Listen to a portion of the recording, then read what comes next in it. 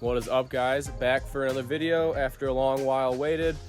We're gonna start off by getting this diffuser to fit onto my ES300 bumper. So I got this diffuser right here. It's got this as well, but I'm gonna add that later. I gotta shorten it.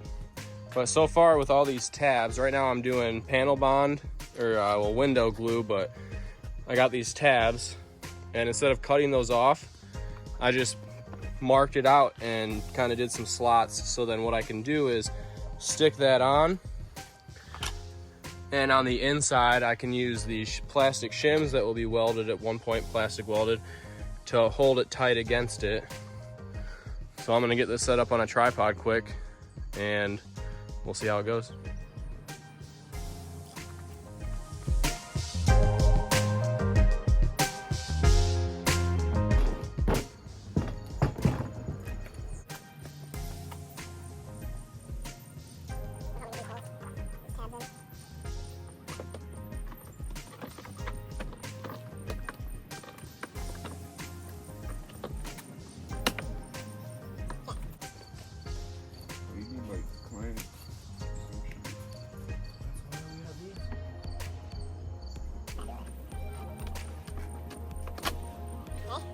So all those are in, I'm gonna get these screws in quick.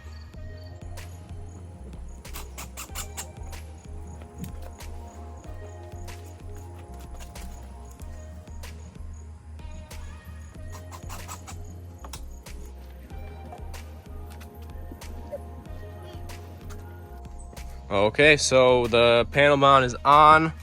I got a bunch of shims in there holding it tight. And the fit's good right there. There's not a great fit, but I'm gonna body work that. And obviously same on this side. If it was different on this side, I would have to do something. There is a little bubble out here and here, but for the most part, everything else is really good. I think I'm just gonna have to leave that the way it is. It's fine. Maybe I'll sand the plastic down to smooth it. All right, what I'm gonna do here is just fill it.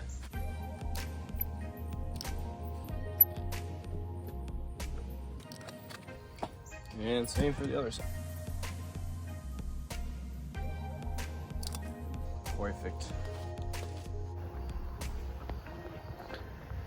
Excuse the mess after this weekend. All these parts should be able to go to the junk finally. But look at Little. He is just probably admiring my work. But this is kind of how it came out. I think it's definitely gonna need the diffuser. I was debating on it, but it's gonna need it. Hey, Little. He's such a good boy. But I'm gonna update you guys, I mean, in just a few seconds, but in the next couple of minutes.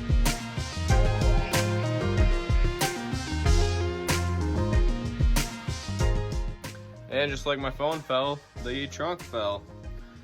So that is out. I'm not really doing much with that until later on. Once I get the car started, then I'll just take the tank back out and get the floor and all the structure done. So I'm gonna add a little bit of structure back there. Probably a member across there, maybe I'll even add one to the subframe that's right there. But let me kind of fill you guys in on what I did after the fire, because that's the last place I left off with. I got all the burn stuff out, removed, or actually, you guys saw where I got. The guys that are doing it for me got all the burnt stuff out. It took about a month off as I retrieved some stuff off of the parts car. This is the car that I'm using as a donor car. But yeah, all of that is now into that car.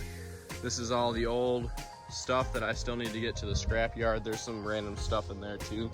One of the complications that I had from the donor car to this car was the year difference from 97 to 2000. The wire engine harness does not match that car. So I had to get a whole new one, or a new used one. This one was fine. We had to splice a couple connections on here and there that were torn or ripped. Besides that, I did the valve covers, fuel injector seals, and finished up the welding of the floor, which I added in the supports, welded it in, painted it, and insulated it. So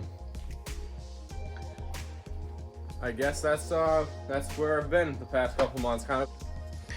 Okay, so a quick little extension into this video. I'm doing the AC delete now. I got the part coming in a couple days, but I got the AC compressor out.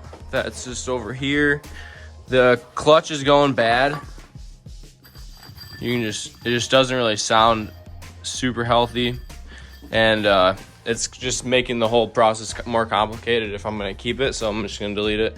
I got the new pulley delete kit coming in, but right now I'm just gonna be getting these lines out. So right now this line that I'm shaking is right here, so I'm just gonna cut that line in half and then pull this guy out and go from there.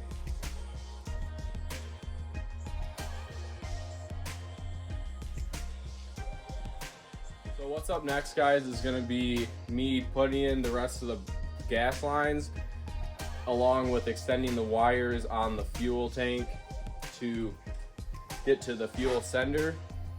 Once I get all that done, I still need to put this all together, but in the couple of weekends, the guys from Grand Rapids are gonna be coming back and getting all this put in.